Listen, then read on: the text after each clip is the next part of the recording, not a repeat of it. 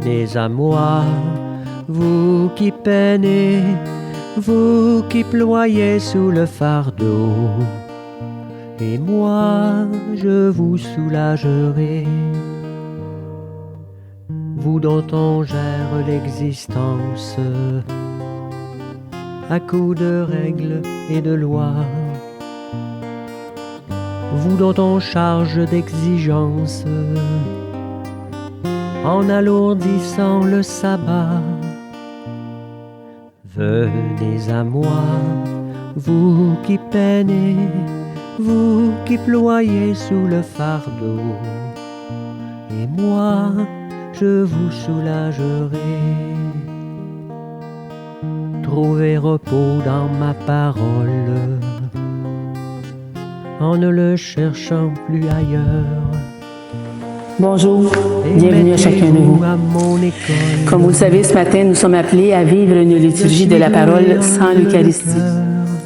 Préparons-nous donc à vivre la présence du Seigneur dans sa parole.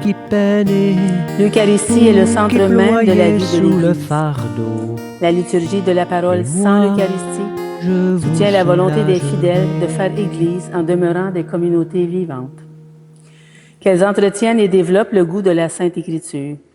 Qu'elles avivent le désir de l'Eucharistie, ce mystère qui réalise l'unité de la foi autour de l'unique pasteur, le Christ ressuscité.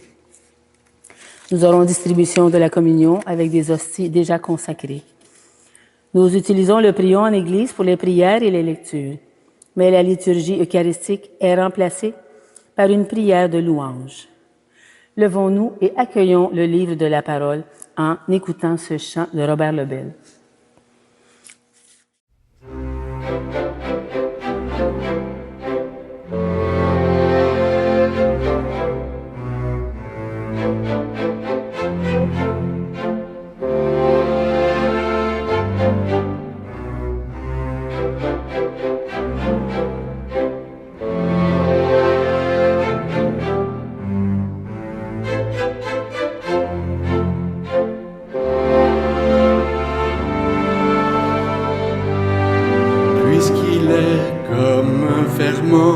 Caché dans l'âme du monde, dès ici et maintenant, soyons signes du royaume, tel un grain qui va germer dans une terre fertile.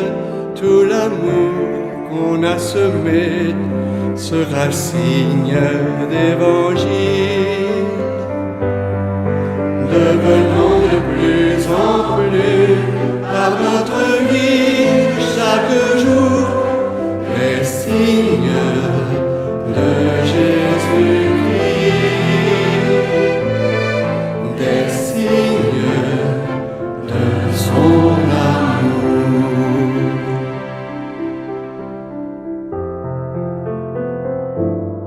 Dieu connaît tous nos besoins et sa bonté nous devance, recevant tout de sa main. Soyons signes de confiance. N'attendons rien en retour, sinon de voir se répandre le bonheur de notre amour, comme un signe de présence.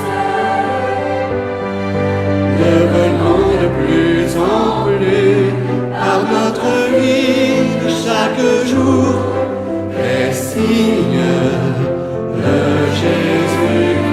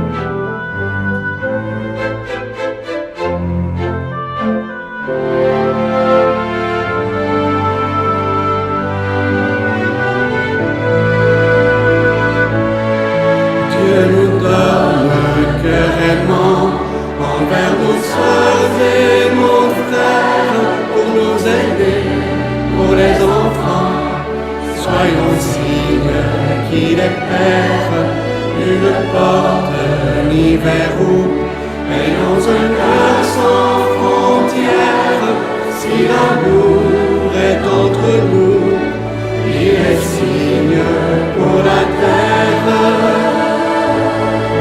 Devenons de plus en plus par notre vie de chaque jour des signes de Jésus-Christ,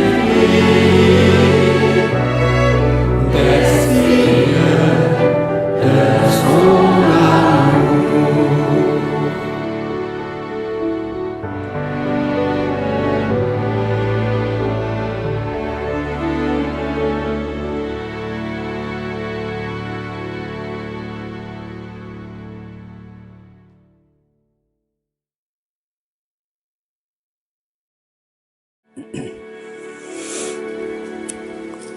Nous pouvons réciter ensemble l'antienne d'ouverture. Elles se réjouissent dans les cieux, les âmes des saints qui ont suivi les traces du Christ. Elles ont répandu leur sang par l'amour pour lui. C'est pourquoi ils exultent avec lui pour l'éternité. Nous sommes rassemblés au nom du Père, du Fils et du Saint-Esprit. Amen. Ensemble pour la prière.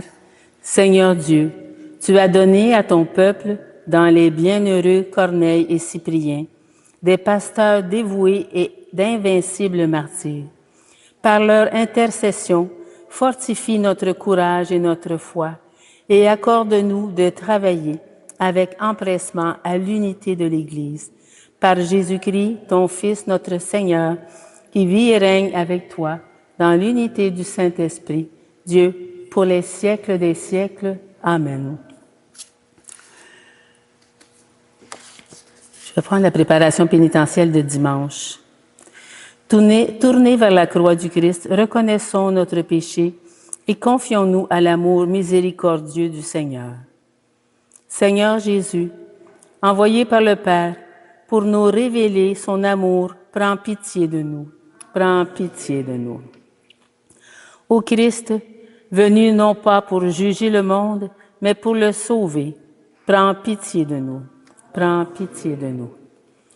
Seigneur, élevé dans la gloire du Père, où tu attires à toi tous les humains, prends pitié de nous. Prends pitié de nous. Que Dieu, dont la toute-puissance est celle de l'amour, nous fasse miséricorde, qu'il nous pardonne nos péchés et nous conduise à la vie éternelle. Amen. Vous pouvez vous asseoir. Dans la première lecture, le responsable doit être irréprochable. Les diacres doivent garder le mystère de la foi dans une conscience pure. Lecture de la première lecture de Saint Paul apôtre, première lettre de Saint Paul apôtre à Timothée.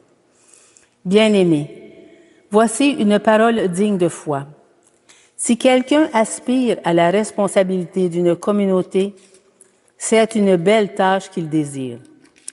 Le responsable doit être irréprochable, époux d'une seule femme, un homme sobre, raisonnable, équilibré, accueillant, capable d'enseigner, ni buveur, ni brutal, mais bienveillant, ni querelleur, ni cupide.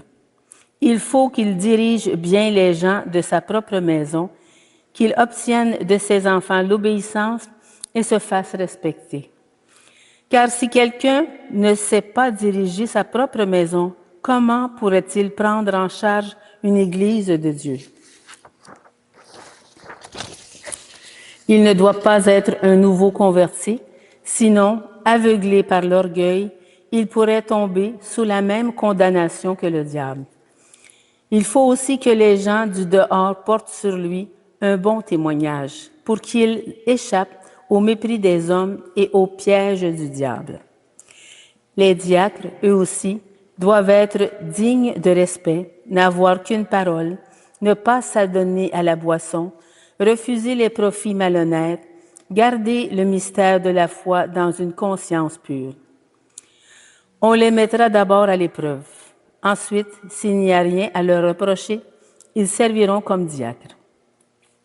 Les femmes, elles aussi, doivent être dignes de respect, ne pas être médisantes, mais sobres et fidèles en tout. Que le diacre soit l'époux d'une seule femme, qu'il mène bien ses enfants et sa propre famille. Les diacres qui remplissent bien leur ministère obtiennent ainsi une position estimable et beaucoup d'assurance grâce à leur foi au Christ Jésus. Parole du Seigneur, nous rendons grâce à Dieu. Ensemble pour le psaume « Je marcherai d'un cœur parfait, Seigneur ». Je chanterai justice et bonté, et à toi mes hymnes, Seigneur. J'irai par le chemin le plus parfait, quand viendras-tu jusqu'à moi? Je marcherai d'un cœur parfait, Seigneur. Je marcherai d'un cœur parfait avec ceux de ma maison. Je n'aurai pas le même regard pour les pratiques démoniaques. Je marcherai d'un cœur parfait, Seigneur. Qui dénigre en secret son prochain, je le réduirai au silence. Le regard humain, le cœur ambitieux, je ne peux les tolérer. Je marcherai d'un cœur parfait, Seigneur. Mes yeux distinguent les hommes sûrs du pays, ils siégeront à mes côtés. Qui se conduira parfaitement, celui-là me servira.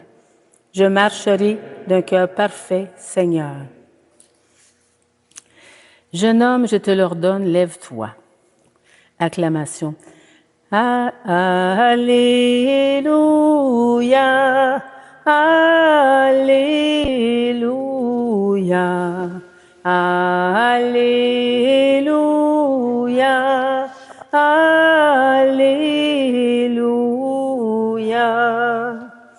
Un grand prophète s'est levé parmi nous et Dieu a visité son peuple. Alléluia, Alléluia, Alléluia, Alléluia.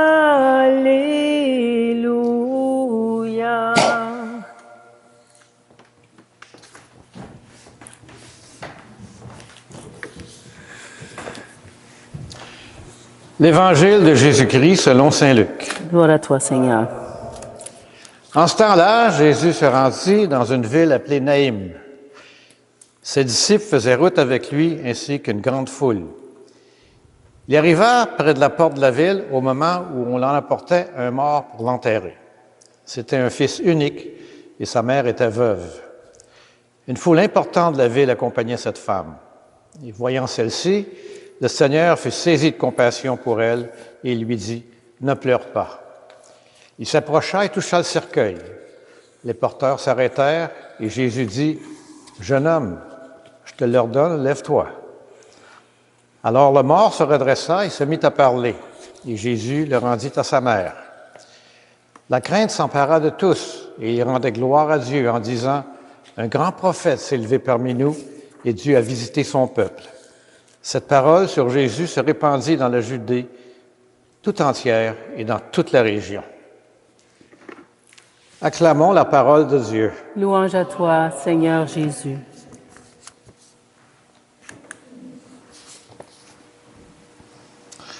Aujourd'hui, la parole de Dieu nous invite à contempler un moment profondément bouleversant de l'Évangile. Ce passage, ça nous révèle Jésus à Naïm, au cœur d'une scène de douleur humaine où il manifeste sa puissance de vie et sa compassion. En lien avec ça, nous entendons aussi un extrait de la première lettre de Timothée qui nous parle des qualités requises pour ceux qui veulent servir l'Église. Et enfin, dans le psaume, un chant de confiance et de fidélité. Imaginez cette scène. Une foule accompagne une veuve qui porte le corps de son fils unique, sur le point d'être enterré. Le silence de la mort pèse sur cette procession. Une mère pleure son fils, un avenir brisé et un espoir éteint. Je sais un peu ce que c'est, j'ai vécu à travers ça. Mais voici que Jésus arrive. Il voit cette veuve et son cœur est bouleversé de compassion. Il s'approche, touche le cercueil et prononce ces paroles qui résonnent comme un cri de vie. « Jeune homme, je te le dis, lève-toi. » Et le fils revient à la vie à la joie, à l'espérance. Ce miracle-là, c'est bien plus qu'un acte extraordinaire, ça révèle la mission profonde de Jésus. C'est venir relever ceux qui sont abattus, redonner vie à ceux qui la mort, sous toutes ses formes, a atteint. Il est le vivant qui triomphe de la mort, et par lui, la vie nouvelle est offerte à chacun de nous. Dans la première lettre de Timothée, Paul donne des consignes précises sur ceux qui veulent servir dans l'Église. Ils doivent être irréprochables, maîtres de leur foyer, sobres, respectables, hospitaliers, capables d'enseigner. Pourquoi cette référence ici? C'est parce que la résurrection du Fils de la veuve nous montre que le service chrétien est avant tout un service de vie, un ministère d'espérance. Pour être vraiment témoins de cette vie nouvelle que Jésus offre, nous devons vivre dans la vérité, la fidélité et la cohérence. Être serviteur dans l'Église, c'est incarner la résurrection dans nos comportements. C'est être des artisans de paix et de réconciliation dans nos familles, nos communautés, nos lieux de travail. C'est répondre à l'appel de sainteté qui nous est adressé, non pas dans la perfection, mais dans la fidélité à Dieu et au prochain. Et le psaume, c'est vraiment un vibrant appel à louer Dieu avec joie. Poussez vers le Seigneur des cris de joie, vous tous, habitants de la terre. Servez le Seigneur dans la joie. Venez en sa présence avec des chants d'allégresse. Ce psaume, ça nous invite à entrer dans la maison du Seigneur avec reconnaissance, à faire retentir notre joie, mais aussi à vivre selon ses voies, en rejetant le mal et en cherchant la fidélité. La résurrection du jeune homme à Nîmes, c'est un signe éclatant de la fidélité de Dieu, qui ne laisse pas le péché ni la mort avoir le dernier mot. Le psaume nous rappelle que cette fidélité divine se traduit aussi dans notre engagement personnel. Être des témoins joyeux, des serviteurs fidèles, des disciples qui annoncent la vie. Alors, frères et sœurs, ces trois textes nous invitent à une même démarche. Accueillir la vie que Jésus nous donne et la faire fructifier par notre engagement authentique. La veuve de Naïm a vu son fils revenir à la vie par la miséricorde de Jésus. Aujourd'hui, c'est à chacun de nous que cette vie nouvelle est offerte. Mais pour que cette vie porteuse du fruit, elle doit se traduire dans nos choix, nos relations et notre manière de servir. Alors, comme les serviteurs évoqués par Paul dans la lettre à Timothée, nous sommes appelés à vivre une vie droite, fidèle, capable de témoigner de l'amour du Christ. Ça demande parfois de la vigilance, de la patience, du courage. Mais c'est là que la joie du psaume trouve son sens. Servir Dieu dans la joie, car il est notre source de vie. Alors, je vous invite à porter cette question dans votre cœur cette semaine. Comment puis-je, dans ma vie quotidienne, être un artisan de vie et de résurrection pour ceux qui m'entourent? Peut-être est-ce en tendant la main à quelqu'un qui traverse un deuil, en offrant une parole d'espérance à un ami qui est découragé, ou simplement en vivant avec intégrité et fidélité dans mes responsabilités. Que cette question nous pousse à ne pas rester passifs face à la souffrance ou au malheur, mais à devenir des porteurs de vie, à l'image de Jésus qui relève le jeune homme à Naïm. Alors que le Seigneur, maître de la vie, nous donne la force d'être ses témoins joyeux et fidèles. Alors prenons un temps de silence pour laisser le texte, la parole de Dieu qu'on vient d'entendre, faire écho dans nos vies personnelles.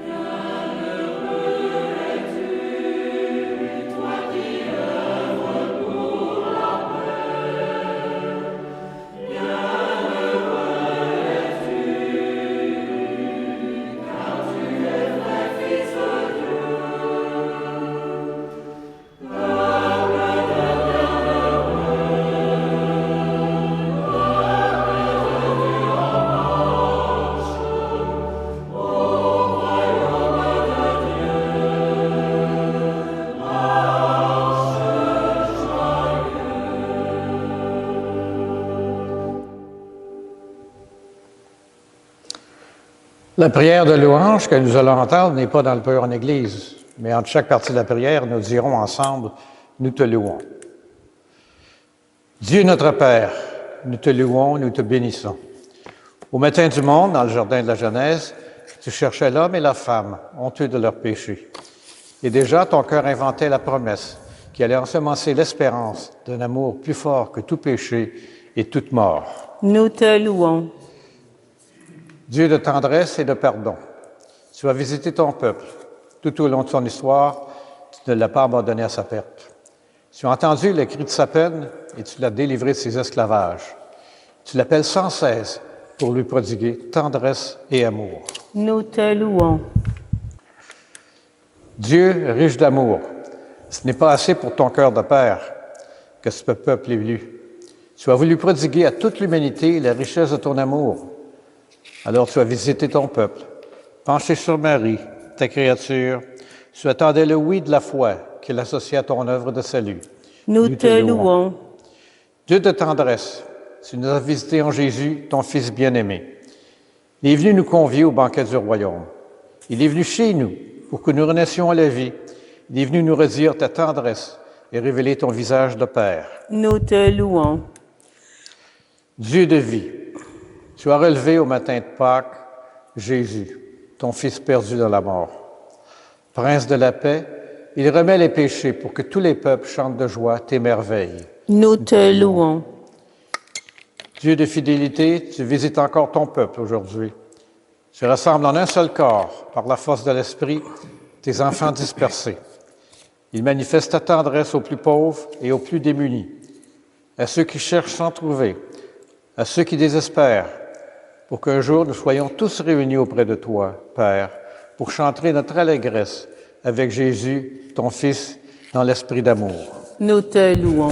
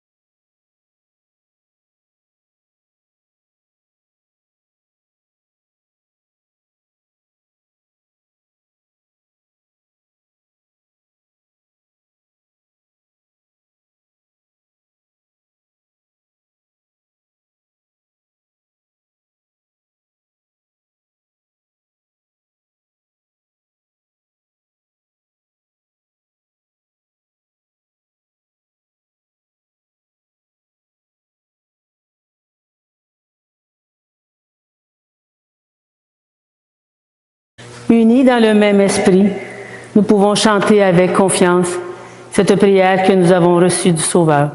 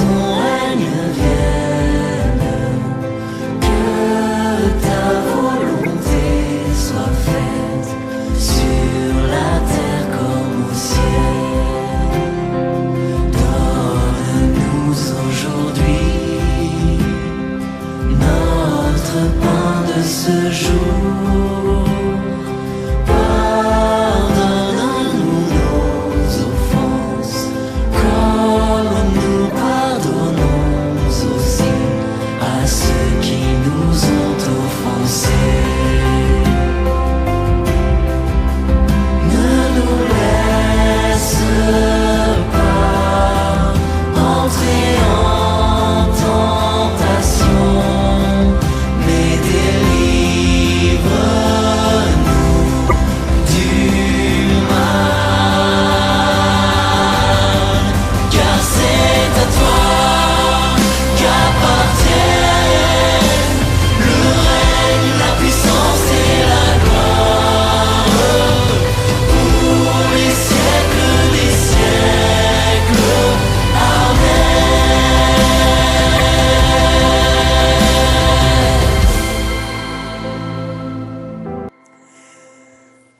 Confirmons maintenant notre prière en échangeant un geste de paix entre nous. Que la paix du Seigneur soit sur chacun et chacune de vous. Toi aussi, Pierre-Louis.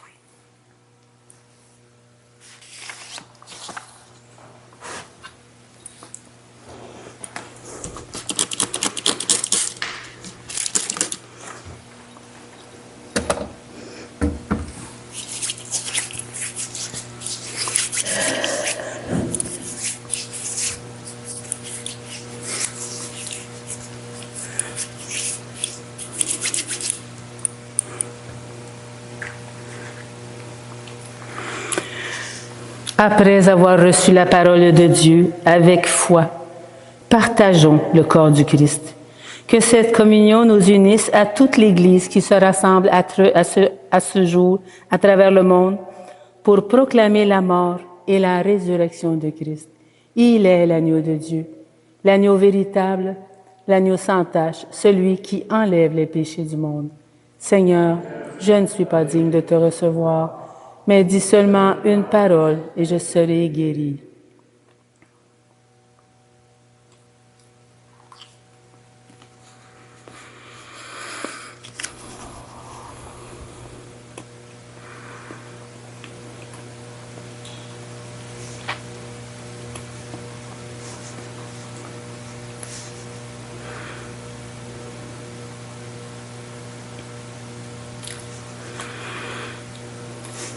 Ensemble pour l'ancienne de communion. Vous avez tenu bon avec moi dans les épreuves, et moi je dispose pour vous du royaume, dit le Seigneur. Ainsi, vous mangerez et boirez à ma table dans mon royaume.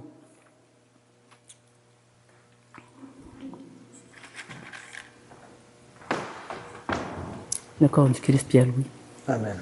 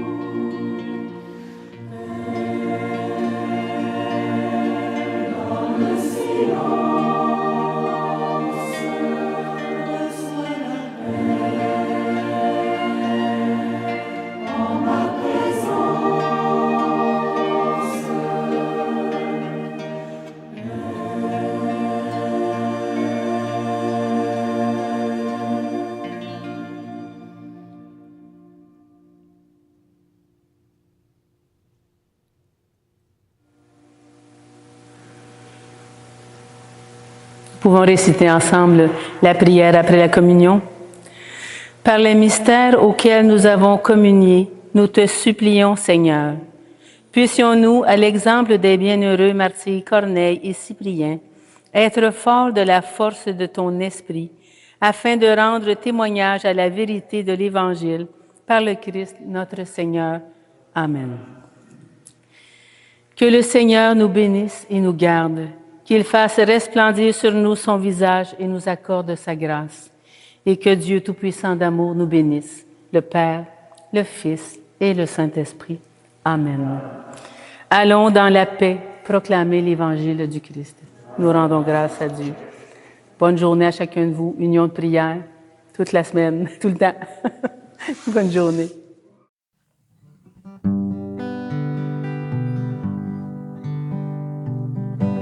Va plus loin, va plus loin. Même si tu te crois arrivé, va plus loin, va plus loin. Le voyage est à peine commencé et la route est encore longue vers la fraternité et l'horizon de l'amitié. Viens, suis-moi, mon ami, n'aie pas peur, même si l'obscurité nous aveugle. Je suis là et je marche avec toi. Ensemble nous irons, l'espoir au fond du cœur. Car au bout de nos peurs et au bout de nos peines, il y a la lumière tout au bout du chemin. Va plus loin, va plus loin. Même si tu te crois arrivé, va plus loin, va plus loin. Le voyage est à peine commencé et la route est encore longue vers la fraternité et l'horizon de l'amitié. Je suis là, mon ami, près de toi, même si tu redoutes d'être seul. Je suis là et je marche avec toi. Je te donne la main pour aller sans faiblir. Et la joie dans le cœur, va, regarde plus loin. La lumière promise est au bout du chemin. Va plus loin, va plus loin.